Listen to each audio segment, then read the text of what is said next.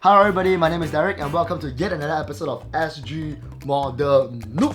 Alright, so today we are on our second episode of our airbrushing series, and today we will be talking everything about paint. Okay, so during your painting all the way to the end. Alright, so first and foremost we will start off with paint itself. Alright, so with that out of the way, let's head into it. Alright, so first and foremost, let's talk about paint.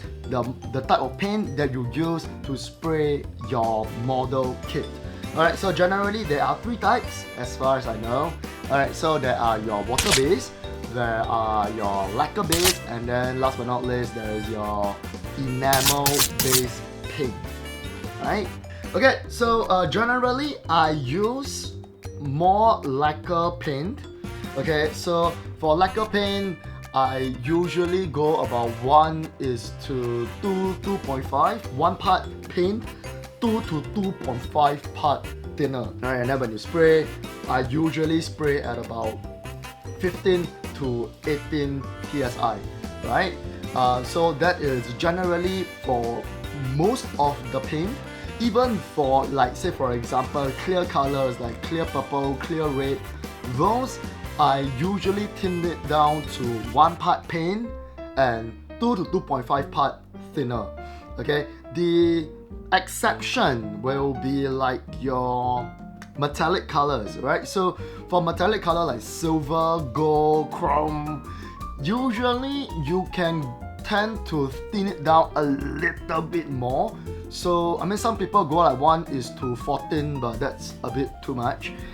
So for my case, I usually go 1:3 or 1:4, 4.5, thereabout, right? Because if you were to spray with your metallic colors before, and when you are washing your gun, right, when you're doing your back wash, it looked exactly the same as your thin down metallic color. So I find that, you know, to save paint, you can actually thin it down a little bit more. Yeah. Okay, of course the next thing is primer. You hear me talking about primer every time when I do my spraying.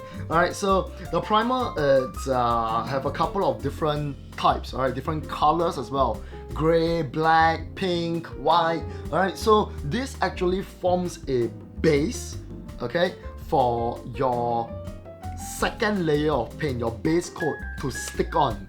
Alright, so it gives a better adhesion of the next layer of paint, and sometimes, you know, it can also cover away blemishes as well, which is why when we found, right, especially when I am when I know I am going to airbrush the kit, I will usually just stop at like 1000, or just use my metallic file, and then yeah, because the primer will do its job to cover up the scratches. Okay, and then of course you'll be asking, hey Daria, there are like so many different type of primer, right? You have so many different type of colors. So say for example, you have like white, you have like black, you have like gray. So which one should I use? Personally, most of my kit I use gray, right? But there are some kits that I use like black as well. So yeah, it just forms a base color for your coat. Alright, so say for example, our Mighty Strike Freedom, I will be spraying I will be using the white primer to do it, because my next layer that I will be spraying on top, it's actually purple, so that to do my shading. So which is why I'm gonna use the white primer instead of my usual black primer or grey primer, because I need to see the color. I want the purple below to pop even more. Alright, and then you'll be asking like, then what about pink primer? What is it for? Alright, so pink primer, generally they use it for like warm colors. Warm colors are like your red, yellow, orange. So when you use a pink primer at the bottom, when you spray, say, warm colors, it will make this red, yellow, or orange pop even more, right? So just use as per what it is lah. Okay, but of course, if all else fail, always go gray. Okay, and if you take a closer look into the bottle itself, right, you can see there's a number beside. So this one says 1,500, right? And of course, then there are like your model, right? So this is something new that I have. This says 5,000, right? So the higher the number is, 5,000, say for example, the finer the particle is. So basically, things like this, right? This MK32, after I spray on it, I can straight away do the silver if I want to do, say for example, candy coating. Okay, because this, when you spray it out, it will look like gloss black. So, which is why I got this, to be honest. Okay, so general rule of thumb, if you can only get one primer, okay, get the grey one, get the 1500 Mr. Hobby primer. Okay, so for the Mr. Hobby series, generally most of the paint is lacquer, unless they say it is aqueous. Alright, so when you see the word aqueous, it is actually water-based. Alright, and of course I forgot to add on for Mr. Hobby surfacer, right? So Mr. Finishing surfacer primer, the mix ratio is 1 part surfacer, 3 part thinner. Alright, so you can just use the normal thinner will do, right? Of course, you will be asking me, but Derek, what is the difference between like a normal thinner and a leveling thinner and metallic thinner, right? So generally for metallic colors, you will want to use metallic thinner, right? So that the particle is able to be suspended and float on top while it is drying.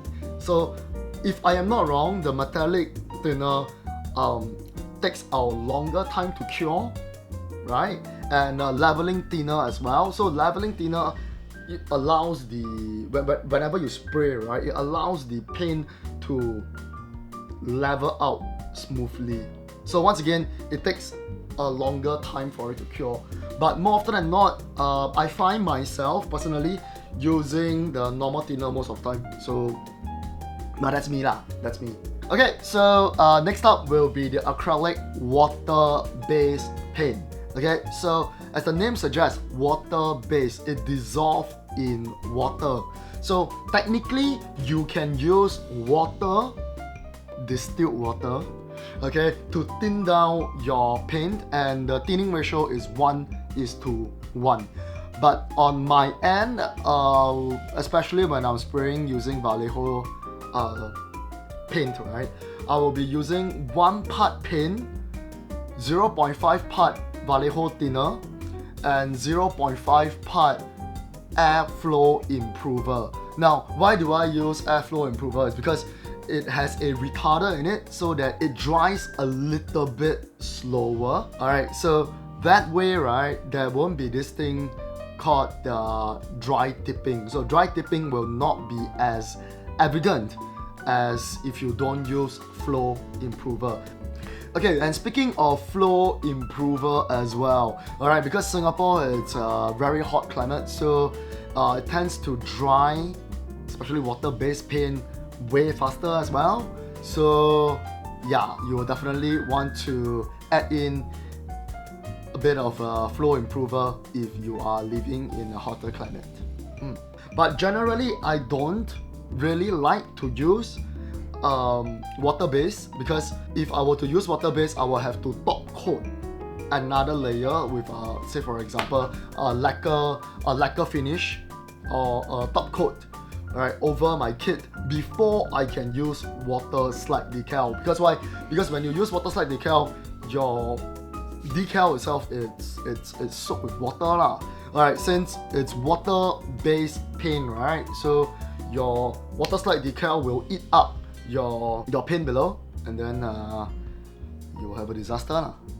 So, which is one of the reasons why I don't usually use water-based paint. So I hope that helps.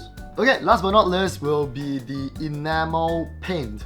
Okay, so for enamel paint, you will need to use enamel thinner to thin it down, and the ratio is 1 part paint and 1 part enamel thinner. But of course, if you want to use it, to do panel lining, then it will be 1 part paint and maybe 2 to 3 part thinner, right? So that your paint is a little bit more runny. Okay, and speaking of panel lining, right? So if you were to see like this guys right here in the open, alright, these are your, I like to call them the panel lining juice. Essentially, they are enamel, and you can use either, after you've done panel lining, right, you can either A, use a enamel thinner to wipe away the excess, or B, use lighter fluid, which is way cheaper. Alright, so I hope that helps. And for enamel paint itself, it takes a longer time to cure. Alright, so if you're doing, say for example, reverse wash on a Shinanju piece or whatever piece that you're doing, always allow your piece to rest and cure for at least 12 hours. If you can, 24 hours would be great. Yes, so that is enamel paint for you. Okay, so when it comes to mixing, right, I have with me the Mr. Surfacer white surfacer here.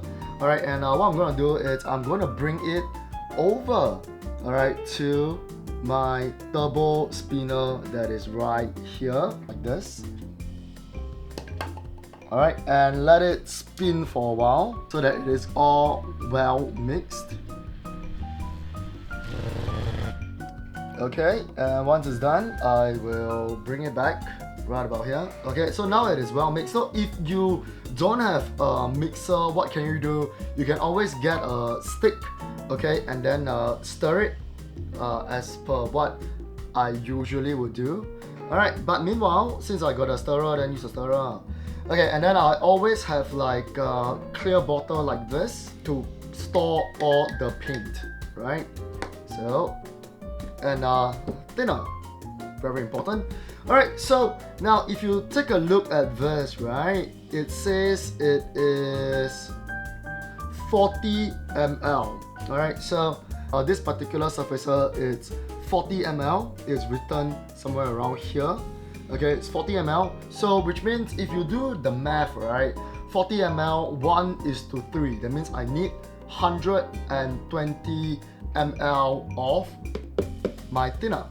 Alright, so with me here I have a giant pipette. Alright, you could use other tools to pass the thinner into this, but I like to be a little bit more scientific, I guess, so I will usually use pipette. Alright, and what I'll usually do is I will put half of it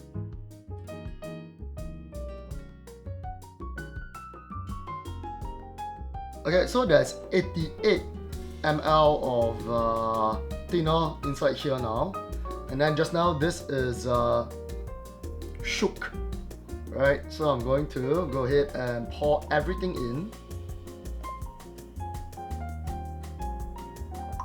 Alright, and then another 88, so I need another 30 ml into here, and then I'll mix it up together.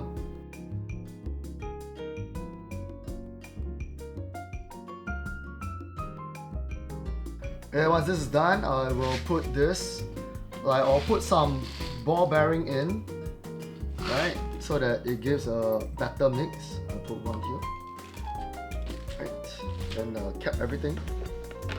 Alright, and now I'll put this particular thing back into the spinner, right, ensure that you cap everything as well. Okay, so back to the spinner. It's very, yeah, very done. Okay, and I'm gonna go ahead and add the last 30 ml in. Seems to me that is a bit too much. Yep, it is. Pour it in. And look at this, it's actually really clean now. Right? So, just now realized that it was a bit too much, right? So what I'm going to do is I'm going to pour about half into here. Okay, looks like primer. Alright, so with that out of the way, my last step is usually I like to clean the bottle, of course. Okay, I like to label my... So another thing about primer is that it helps to cover up your existing color as well, so that if you want to change color, it's easier. Done. Complete. Right? Easy. Alright, so with that out of the way, I think it is time for us to head over to the airbrush booth to spray up the Mighty Strike Freedom. Okay, and also over there, that is where I will show you what I usually do when I am airbrushing. All the tips and tricks and everything that I do, you'll be able to see over there. So let's go. Okay, so do ensure that you are spraying in a well ventilated room. Okay, for my case, I have a spray booth and a air purifier inside this particular room. So always remember to wear a respirator. Okay, and also gloves. For my case, I like to wear it only on my left hand because my left hand is the one that is always holding on to the sticks when I'm spraying. So yeah, I always have to protect my hands. Okay, so with that out of the way, let's get spraying. Protection! Okay, so over at the spray booth, right, so usually this is my configuration. I have a dump cup, so this is what I like to call a dump cup, where I will dump away all my excess paint. Alright, and then I will usually have my primer up here so that it's easy for me to top up whenever I need to. Okay, and yeah, let's go spray. So because I'm spraying primer now, right, I will usually keep my PSI at about 20 PSI. Alright, and what I usually like to do is to... I'm gonna use this cup, by the way, this spray gun, by the way. Alright, and then I will use bottled water. This is clear, plain water. Alright. And this particular method that I'm doing right now, this is called backwash. Okay, I close the crown and I pull the trigger, press for air, pull the trigger, whatever. Alright, so this is called backwash. It's very important. Alright, and then I would spray off whatever just to see that, okay, the pressure is right, the paint is coming out, everything is okay. So when you are spraying, right, this is usually the first step that I would usually do, so that I know that my brush is working right. Okay, so seems to me that everything is okay. Pour away. Alright, and then I will add in my primer. But first, safety first, okay? Always clean off the top, right? And more often than not, there are people that likes to do this, so they will press and then they will backwash whatever that they have here so that it's a nice even mix. Okay, and once that's done, we can start spraying. And I usually like to have a empty cat scratch board. I like to call this cat scratch board.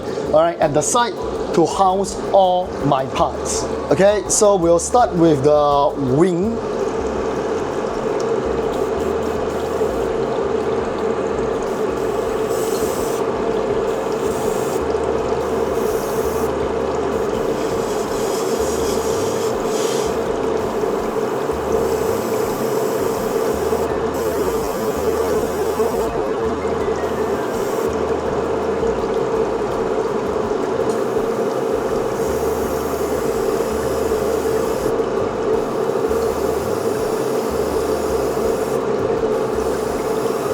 So what's the problem here?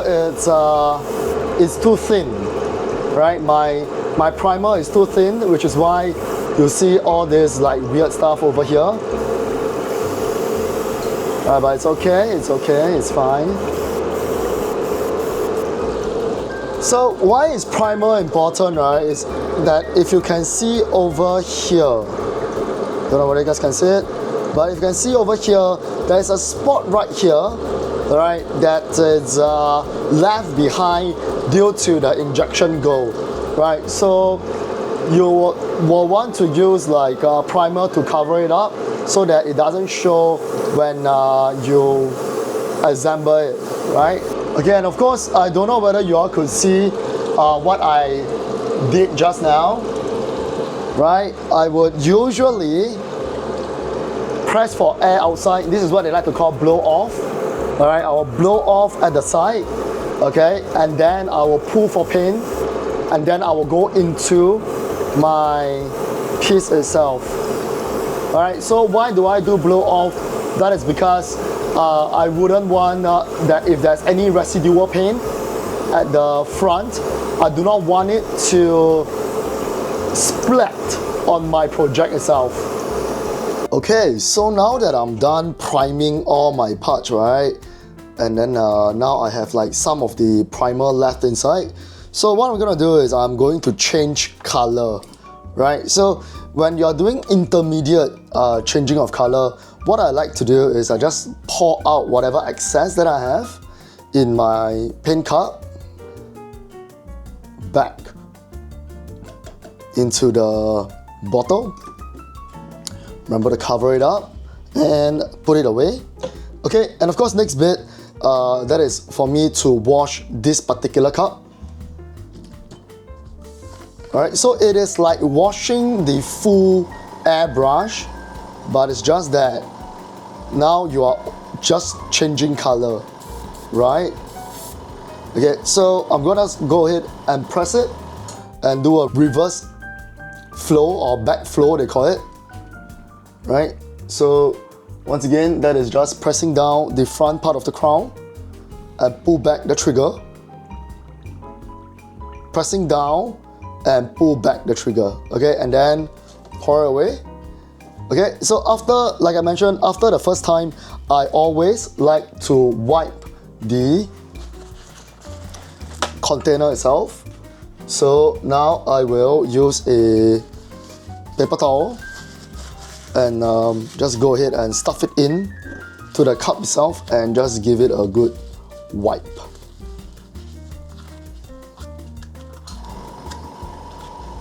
Okay, once that's done, this is on the outside, so I think it's fine.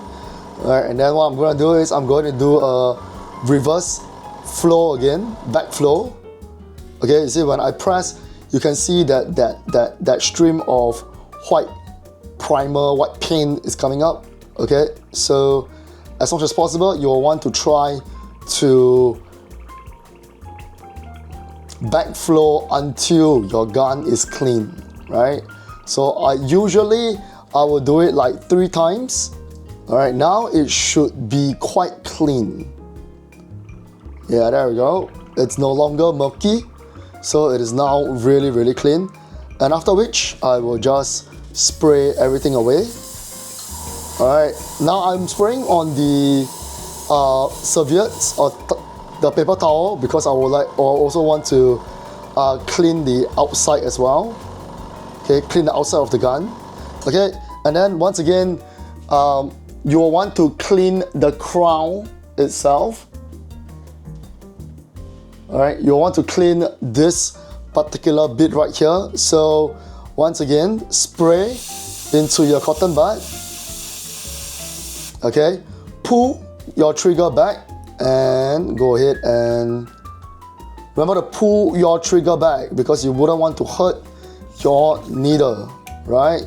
So once again, pull your trigger back, clean. It should be clean now. There we go. Okay, and then blow off the excess. Or you can be like me, pour it back. Don't waste. Okay. Just give my gun a good wipe. Alright, and now it is ready for the next bit. For the next bit of the project, I will still be using silver. Alright, I'll be using silver to coat some of the parts. Alright, so I will still be using my 0.5 gun. Right, there we go. Still have my silver with me. Alright, so I will go ahead and pour the silver in. Okay, and then I'm gonna go ahead and coat that is required to be silver.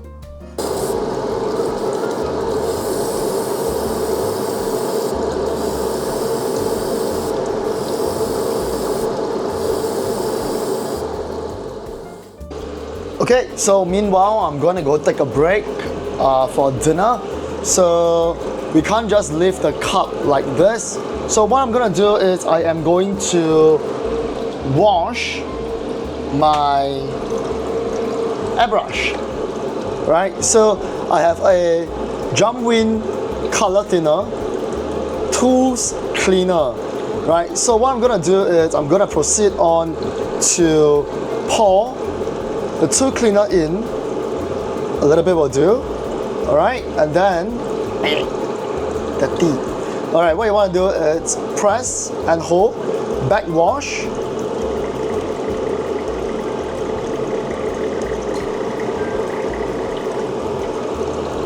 Pour it into the dump cup. Alright, and do it a couple of times so that the chamber is clear of the paint.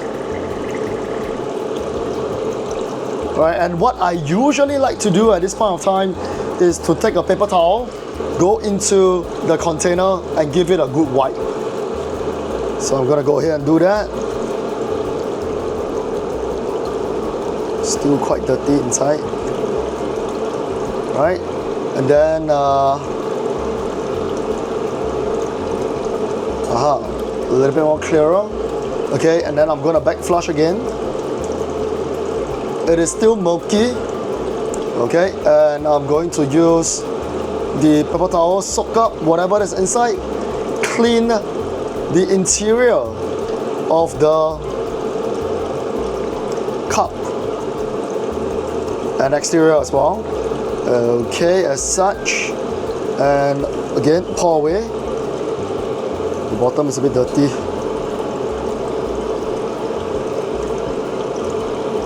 Alright, and now this is my third time doing this. It should be all clear. Yeah, thereabout.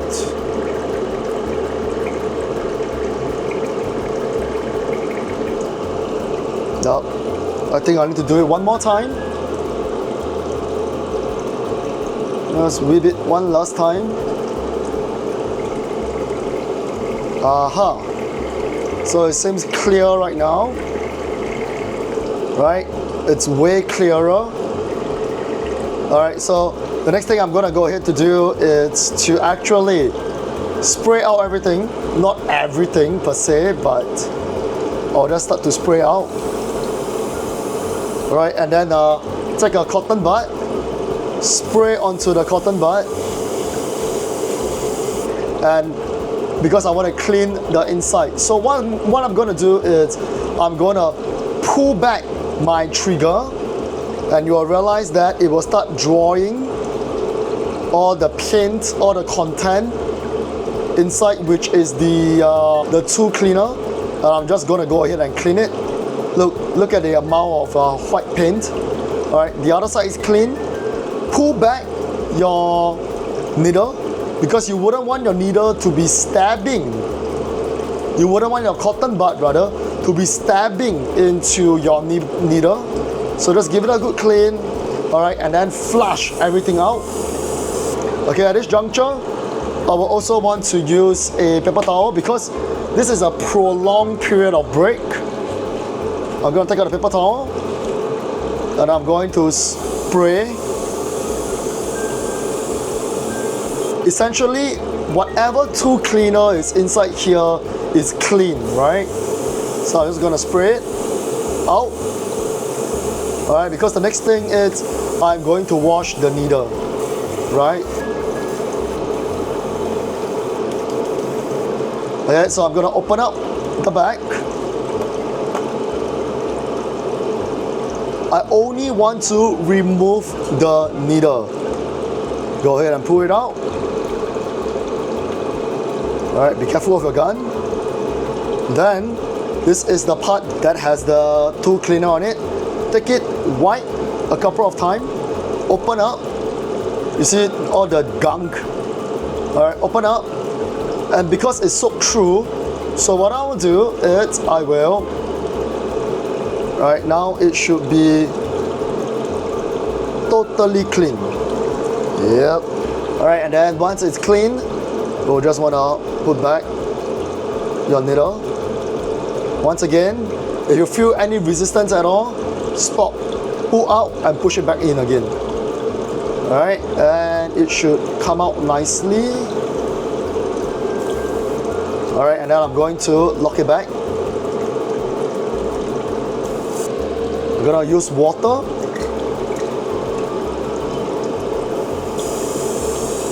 And spray out everything inside. You see, it's clean already, right? Because there is no white spot on it, which means your gun essentially is clean. Of course, if you want it to be a little bit more thorough, you can always clean the chamber. Alright, so essentially you can open this part up, right? And use a Q-tip, use a pipette.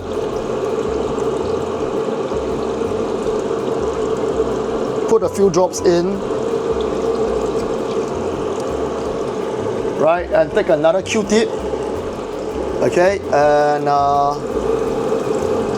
you can clean the chamber itself, right? Because there will be times where residual paint is stuck inside, but generally I don't usually clean this part unless I am doing a full clean, right?